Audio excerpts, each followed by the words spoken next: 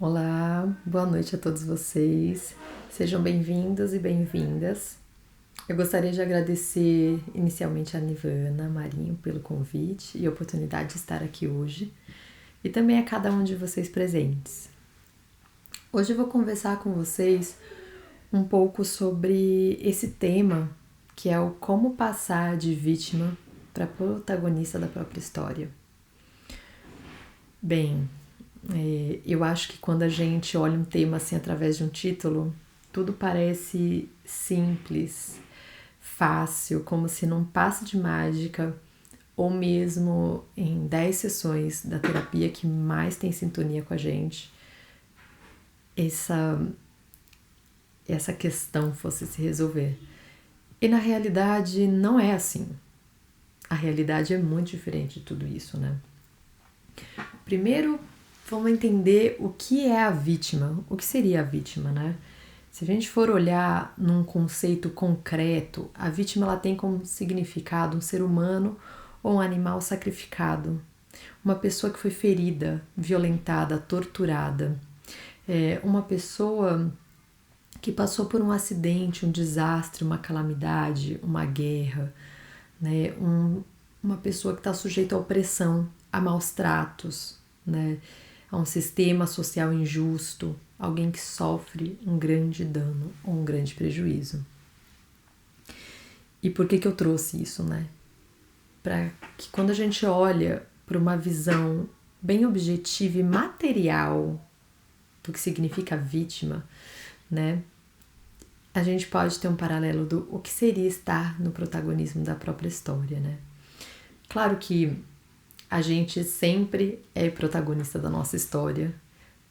Se for olhar, né, para a raiz da palavra, onde o protagonista ele é o personagem principal da obra e nós somos os personagens dessa nossa história, né? Mas se a gente olhar, se olharmos talvez o protagonista da própria história aqui nesse contexto, que ele esteja relacionado ao fato de não entregar a sua vida, o seu poder pessoal na mão de outro ou de alguma situação, né? Esse protagonismo da própria história estar no centro de si mesmo, segurar esse cetro, né?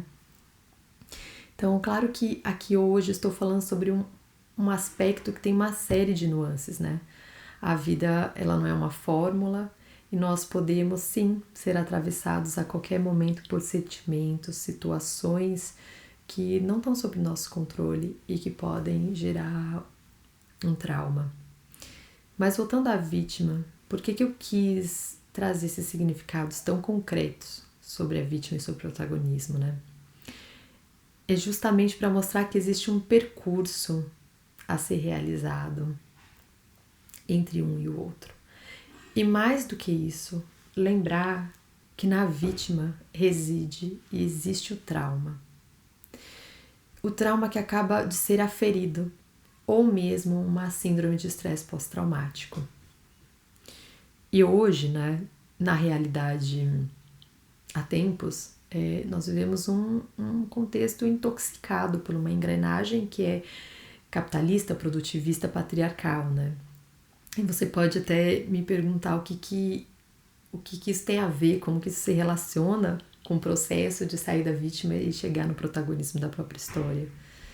É que em uma sociedade patriarcal não há espaço para sentir, não há espaço para vulnerabilidade, não há espaço para fragilidade. Todos esses aspectos são vistos como fraquezas, como características vergonhosas, passíveis de opressão. E quem aqui, né, quando em contato com trauma, se deparou com algum tipo de opressão ou silenciamento? Mesmo o mais velado deles. Eu vou dar um exemplo que pode acontecer com mulheres quando vivem abortos espontâneos, já tendo um filho. É muito comum, mesmo nos hospitais, centros que deveriam cuidar dessa mulher. É muito comum ouvir pelo menos você tem o Joãozinho.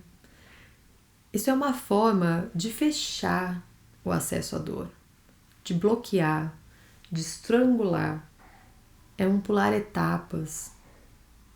E muitas vezes isso acontece porque a dor do outro reflete a nossa, né?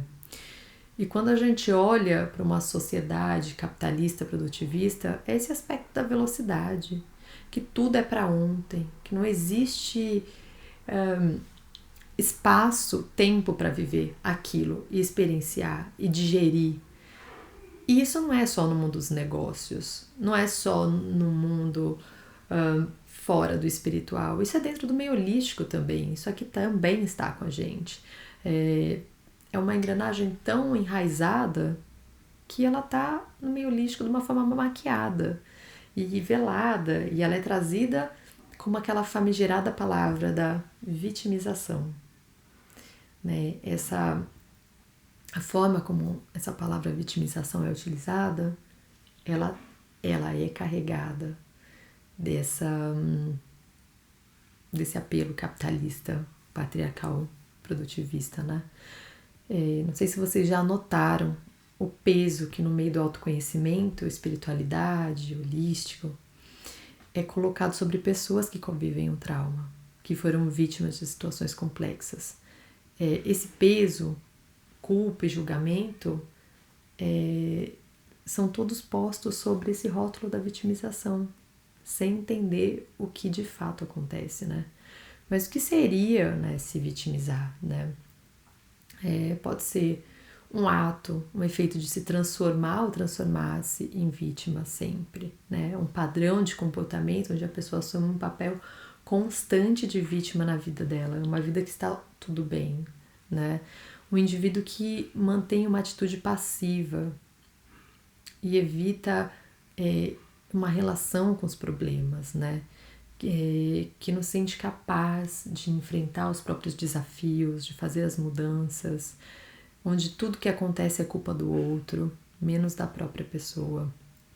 No meio místico, ele ainda vem como uma forma de empobrecer em todos os sentidos, enfraquecer a alma. O vitimismo ele é a pior forma de defesa, né, dentro do meio místico. Ele é um sinal de fraqueza quando se assume o papel de vítima e perde a capacidade de recuperação, né?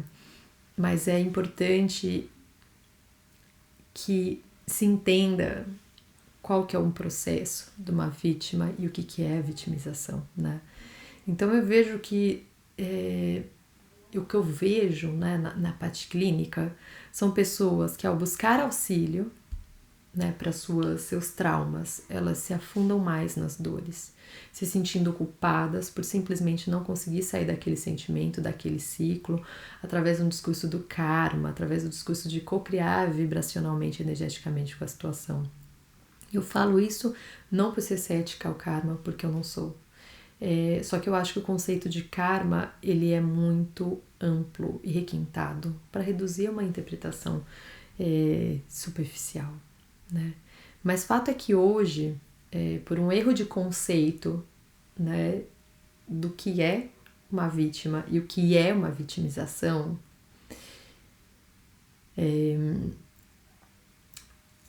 e o não entendimento de um processo psíquico, e quando digo psico é psicologia mesmo, estudar da psicologia, né, toda essa biologia, né, psíquica, e não entendimento desse processo que a vítima atravessa, muitas vítimas estão vivendo um processo de revitimização, que é um trauma em cima de um trauma.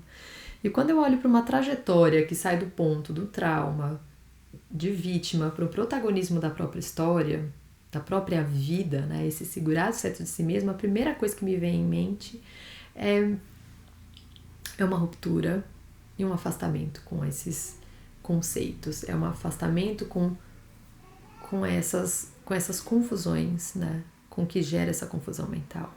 Isso não significa deixar de lado a fé, a crença, seus próprios ritos, mas olhar a fisiologia do corpo, né, olhar a importância do corpo físico em si. Ele não é só um veículo, ele também interage com todos os outros corpos, né? Então, como que bioquimicamente esse corpo reage? A vítima passa, assim, por um sofrimento psíquico, físico e emocional intenso.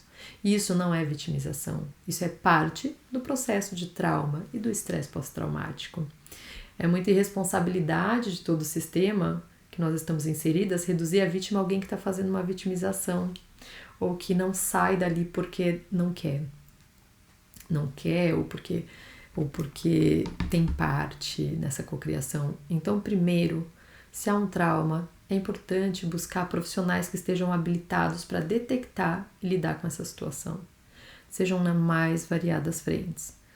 Profissionais especializados nesse tema, por exemplo, quem vive um relacionamento abusivo, é importante buscar uma psicóloga que tenha especialização na dinâmica de relações abusivas e socialização de gênero. Não adianta ficar apegada a psicólogo ou terapeuta que acompanhou durante anos porque tem um vínculo. Não. É importante que tenha uma pessoa habilitada, que tenha olhos específicos para aquele trauma em questão, que saiba exatamente quais são os mecanismos, né, que geram, qual é o padrão que está ali. O mesmo serve para o luto. E se a gente for olhar, né, para a medicina, e algo que também pode ser trazido é o parto, né? Um outro exemplo, tem um obstetra da adolescência que tem um maior carinho. Você quer muito um parto normal, mas ele tem 30, 40, 50% de índices cesáreas, ele não vai fazer seu parto, simplesmente porque não é o método do qual ele trabalha. Então é importante encarar essa realidade, né? E a vítima, antes de tudo, precisa tomar essa iniciativa de se cercar de profissionais que estejam habilitados para lidar com seu trauma específico. A vítima precisa de apoio e quando ela não consegue buscar esse apoio especializado, alguém precisa fazer por ela. Isso não é vitimização. Gabor Maté, ele fala que a diferença entre as vítimas que sofrem um trauma e que conseguem transformar suas vidas e aquelas que permanecem traumatizadas está no apoio. É esse elo, né?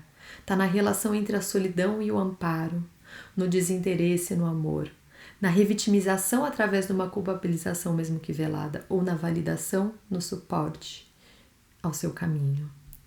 Então, quando eu falo sobre a culpabilização, é importante estar clara a diferença entre culpabilização e autorresponsabilidade, né? É uma linha que ela não é tênue, né? Depois que a gente começa a olhar entre quem é a vítima, é importante a gente olhar entre quem é a vítima e quem infringe a dor, ou como que é essa situação que infringe a dor. É importante nomear corretamente esses conceitos e entender exatamente os mecanismos. Então, tomando por base que essa vítima precisa de apoio, de segurança, amparo, a gente já tem o começo do trajeto da cura, da transformação. Chegar ao protagonismo da própria história, sobre esse aspecto de tomar a vida para si, tomar o seu poder pessoal, ouvir, validar a si mesma, se amar, é um caminho longo. É um caminho que exige resiliência, e existe resiliência também, né? Generosidade consigo mesmo e do entorno. E um caminho de muito amor. Talvez seja um caminho de realmente conhecer o amor, né? Eu quis focar nessa fase inicial, né, do trauma e da vítima, que é justamente né, que eu sei que é onde reside mais a ansiedade, né? Esses traumas e o estresse pós-traumático, é onde tem o maior processo e movimentos de revitimização. Então, por isso eu falei mais sobre isso, né? Para que vocês não se cobrem. Fazer um pouco a cada dia já é muito. Cada pequeno passo, cada pequeno detalhe já é um degrau a mais para se resgatar. Então, se eu pudesse elencar, né, alguns passos iniciais, seriam o apoio, o amparo, a busca por esses profissionais especializados, o entendimento desses processos fisiológicos e emocionais, lembrando que se mover energeticamente não necessariamente vai acelerar, porque o corpo tem seu tempo, né? Ou seja, desde que os terapeutas holísticos estejam aptos e habilitados, para olhar para esse trauma específico, é claro que tudo colabora, né? O reiki, a aromaterapia floral, os rezos, os cantos, o body talk, da qual gosto muito, todos auxiliam. Ainda assim, o corpo tem seu tempo. Ainda assim, o corpo tem seu tempo. Basta a gente lembrar da digestão. Quando a gente come, tem o tempo da digestão. Por mais que a gente medite depois. Então, olhando para essa lista, né, do apoio, o amparo, a busca pelos profissionais, o entendimento do processo fisiológico e tempo do corpo, na sequência, com um pouco de melhora, né, ou interesse, essa pessoa já pode buscar por atividades que dão prazer. Sejam elas atividades antigas ou novas. Seja uma atividade simples, como todos os dias observar o pôr do sol, ou todos os dias fazer um alongamento na cama, ou algo mais complexo, né? Algo como iniciar uma nova aula de uma nova coisa, de um novo curso, ou viajar. Passo a passo, esse corpo vai tomando tônus. E atravessar o trauma, muitas vezes, ele não é, e em geral, ele não é um caminho linear, né? Se fica bem e depois retrocede, pode ficar bem e retrocede. Assim como os bebês vivem saltos de desenvolvimento onde se retrai e expande, nós humanos também. É a força da natureza, né? Retração e expansão. Um passo para trás, 2 para frente. Então, com paciência, foco no que está de bom acontecendo, foco nas melhoras, nesse amparo, nesses profissionais especializados. Passo a passo, vai se conseguindo olhar para a realidade do que aconteceu, nomear, colocar em seu lugar apropriado. E através disso resgatar a si mesmo, criar estrutura interna, autoamor, autovalidação. Porque quando a gente se ouve, se valida, se olha e se, né, tem essas fronteiras bem delimitadas e analisadas nessas interações com o mundo, segurar o centro de si. Então, uma dica que pode ser boa e pode ser útil é anotar diariamente frases simples, como frases ou uma palavra de como se está, para ter uma referência do tempo, né? Por exemplo, como eu estava há 6 meses, como eu estava há 1 ano. E pode parecer longo, né? Sim, mas os processos de cura, eles são processos longos. E os processos longos são processos transformadores, porque eles vão na estrutura, eles vão na raiz. Bom, agora eu me despeço de vocês. Eu espero que essa conversa tenha ajudado. Fiquem bem e confiem sempre na sua voz interior. Confiem no processo, com calma, com resiliência. Um grande abraço e até a próxima.